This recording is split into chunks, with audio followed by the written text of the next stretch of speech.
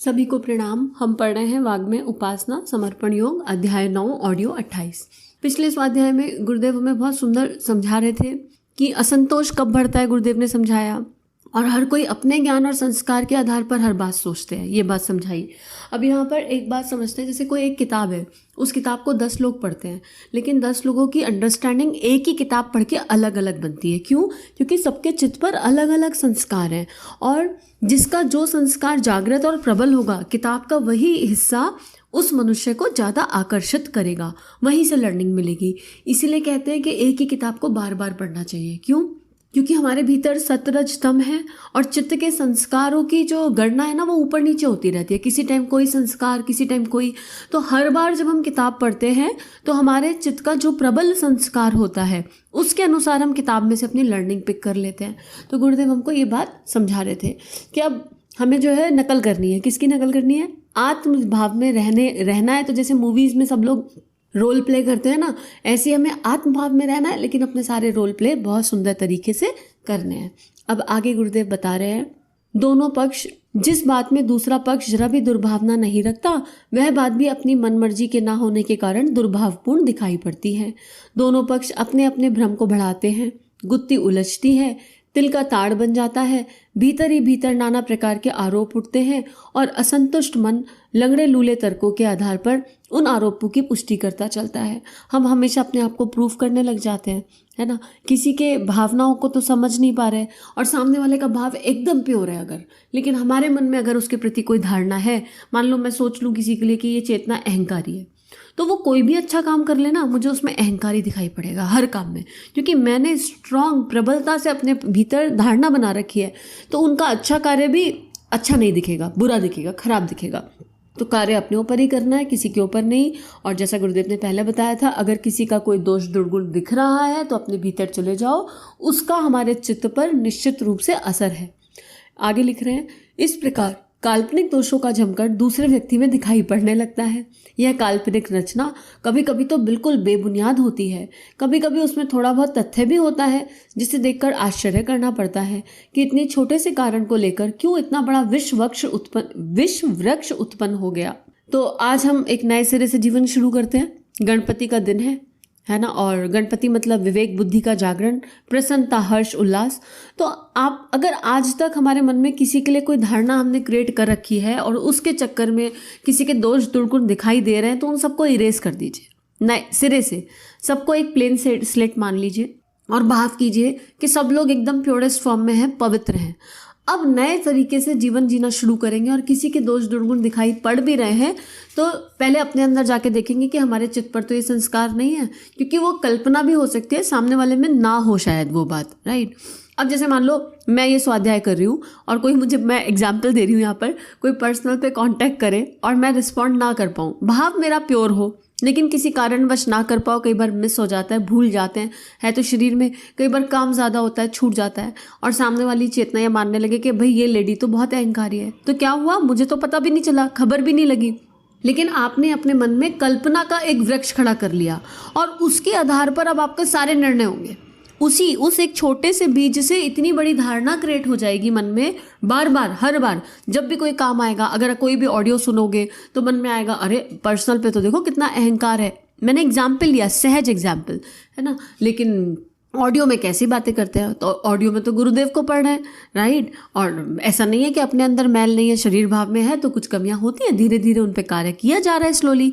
अब आपने क्या किया, उस इंडिविजुअल ने क्या किया, छोटे से बीज को वृक्ष बना लिया भीतर भीतर, और विश्व वृक्ष नाम दे रहे हैं गुरुदेव इसका, विश्व। उससे क्या हुआ, सूक्ष्म में हलचल हो गई, सूक्ष्म में कार्मिक क्रिएट हो गया, बिना सामने वाली चेतना को पता चले, बिना, तो मुझे पता भी नहीं चलेगा, और कितना बड़ा सूक्ष्म संस्कार क्रिएट हो रहा है उस आत्मा का। तो हमें इस तरह इस चीज को समझने की कोशिश करनी है। आगे, आप दूसरों को सम्मान करना सीखिए, इसके साथ आपके सम्मान की रक्षा स्वयं होगी। नियम है कि दूसरों के साथ ऐसा व्यवहार करिए जैसा अपने लिए चाहते हैं, किसी को भी तू कहकर मत पुकारिए, यह असभ्य भाषा है जिसको अध्यात्म मार्ग के पथिक को जल्द से जल्द अपने शब्दकोश में से बाहर निकाल देना चाहिए। अच्छा हो कि आप आज से अभी से ही इसी घड़ी से तू का उच्चारण भुला देने का प्रयत्न कर देना आरंभ कर दे। नौकर को, बालकों को, स्त्रियों को, छोटों को, किसी को भी तू कहकर मत पुकारिए। यह अपमान सूचक शब्द जिसके लिए कहा जाता है उसके आध्यात्मिक गौरव को गिरा देता है।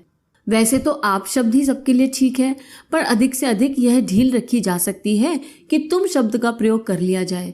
यह तुम भी मधुर स्वर में हल्के ढंग से प्रयोग किया जाना चाहिए जिसमें आदर सूचक ध्वनि निकलती हो।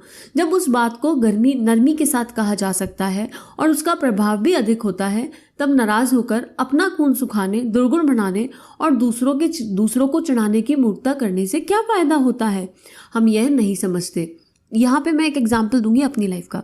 आज से 10-15 साल पुरानी बात है कि मेरे पापा हमेशा जी करके बात करवाते थे। कहते थे सबको चाचा जी, चाची जी, बुआ जी करके बात करना चाहिए सबसे। तो मेरे मन में एक बात आई, मैंने बोला पापा ऐसे जी करके जब हम बात करते हैं ना तो ऐसा लगता है कि सामने वाला पराया हो गया, अपनत्व की फीलिंग नहीं आती है जी में, राइट।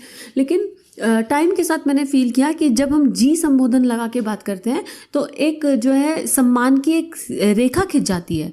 और जब अगर हम जी शब्द नहीं लगा रहे हैं, धीरे धीरे अंतःकरण पे कैसे प्रभाव पड़ रहा है, तो वो जो एक थिन लाइन होती है ना रिस्पेक्ट की। अब अगर कोई मेरे से बड़ा है तो वो आदरणीय है ना। और आदरणीय से बात करने के लिए मुझे समझ में आना चाहिए कि अगर मेरे बुआ हैं, चाची हैं, चाचा हैं या कोई भी XYZ रिलेशनशिप है जो मुझसे बड़े हैं, तो उनके और मेरे बीच में एक सम्मान की एक सूक्ष्म रेखा होनी चाहिए। और जब हम जी शब्द लगाते हैं तो वो रेखा खिंची रहती है, लेकिन नहीं लगाते तो नहीं खिंची रहती। बोलने का प्रभाव है, ये वाणी का प्रभाव है। लेकिन मन में सम्मान हो तो सब कुछ सही है, पर मैं औपचारिकता पे बता रही हूँ। फिर मैंने देखा कि मैं अपने फ्रेंड्स में ना तू करके बात करती थी, बाकी सब जगह तो आप करके, संस्कार ऐसे थे घर से सबसे आप करके बात, लेकिन जो बहुत क्लोज फ्रेंड्स बन जाते थे उनमें तू करके बात करती थी। और धीरे धीरे मैंने देखा कि मेरे बेटे में ये संस्कार आने लगा और वो सबसे तू करके बात करता है। और जब वो अपने दोस्तों में तू करके बात करने लगा तो मुझे वो अजीब लगने लगा। छोटा ही था, 3 साल का होगा ज़्यादा से ज़्यादा उस टाइम पे। तो मैंने उसको एक दिन बैठ के उसकी तोतली भाषा में ही समझाया, तो उसने मुझे बोला आप भी तो अपने सारे दोस्तों से तू करके बात करती हो। उसने अपनी लैंग्वेज में मुझे कहा, तो मुझे रियलाइज़ हुआ कि मुझे इसको आप सिखाना है। और मेरे पापा हमेशा आप करके ही सबसे बात करते थे, तो मुझे आप पे शिफ्ट होना पड़ेगा। तो मैंने अपने सारे फ्रेंड्स में आप करके बात करी और मैंने इतना डिफरेंस देखा, अनुभव किया उस आप में। एक बार फ्रेंड्स को बहुत अजीब लगा, लेकिन मैंने उसमें बहुत एक काफ़ी मेजर डिफरेंस अपनी कॉन्शियसनेस में पाया कि बोलते बोलते हमको पता चल जाता है कि हमारी लाइन कहाँ है, कहीं सामने वाले का दिल तो नहीं दुखेगा, कोई अंतर तो नहीं पड़ेगा। और उसके बाद धीरे धीरे ये हुआ कि अब जो घर में सपोर्ट आते हैं, जो सब घर में सपोर्ट करते हैं हमको, जैसे हमारे हाउसकीपिंग के स्टाफ है, मेड्स हैं, उनको भी दीदी करके बात करना शुरू किया। तो आत्मीयता का विस्तार इतना ज़्यादा हो गया, किसी का नाम लेना ही नहीं, किसी को दीदी आप करके, चाहे घर में कोई भी सपोर्टर आए। और उसकी वजह से जो घर में संस्कार क्रिएट हुए, कुछ लोगों को बात समझ में नहीं आई, कुछ को देखो कहीं पर हम अच्छा काम कर रहे हैं और उस अच्छे काम से अगर किसी को बाधा हो रही है, तो मैं अगर मेरे मन में ये संस्कार जागा कि मैं हाउसकीपिंग स्टाफ को सबको दीदी बोलूं और इससे मेरे घर में किसी को उलझन हो रही है, तो मुझे उनको बैठ के समझाना है कि देखिए मेरे दीदी बोलने से आपको उलझन क्यों हो रही है। उलझन होती है मेरे अहंकार को, क्या अरे इन लोगों को दीदी बोला जा रहा है, इनको सिर पे चढ़ाया जा रहा है। नहीं, ऐसा नहीं है, वो भी मनुष्य है। पहले मनुष्यता, पहले मानवता, मानव धर्म, उसको समझना पड़ेगा। और जब हम दीदी या इस तरह के संबोधन करते हैं तो धीरे धीरे सूक्ष्म से हमारे चित्त में परिवर्तन आता है। लेकिन ये कभी नहीं पता था कि कहीं गुरुदेव ने भी इस बात को लिखा है। आज पढ़ा तो आत्मा को बड़ा अच्छा लगा। तब तो केवल एक्सपीरियंशियल हो गया था, और साधना के समय जैसे होता है ना, भगवान एहसास करा देते हैं, तो पता चल गया। और आज इसको पढ़ के मन को बहुत अच्छा फीलिंग हो रहा है। तो आप सभी को बहुत बहुत धन्यवाद। फिर से आप लोगों के माध्यम से ये स्वाध्याय हो रहा है, तो सबको बहुत धन्यवाद। आगे लिखते हैं गुरुदेव, जब उस बात को नरमी के साथ कहा जा सकता है और उसका प्रभाव भी अधिक हो सकता है, तब नाराज होकर अपना खून सुखाने, दुर्गुण बनाने और दूसरे को चिढ़ाने की मूर्खता करने से क्या फ़ायदा होता है। हम यह गाली नहीं समझते। गाली देना अक्सर, और खासकर गंदी अश्लील गाली देना, तो बिल्कुल हैवानियत है। माँ, बहन और बेटियों के प्रति सरेआम बेइज्जती के वचन बोलना घोर असभ्यता और निर्लज्जता का चिन्ह है। यदि लड़ना हो तो आप लोग सिर फोड़कर लड़ें, पर बहन या बेटियों के को बीच में ना घसीटे। जीवा अन्न खाने और दिव्य वचन बोलने के लिए है, इससे कोई अभक्ष्य नहीं खाता। उचित है कि इस श्रेणी के काम, गंदी गाली देने का काम भी उससे ना किया जाए।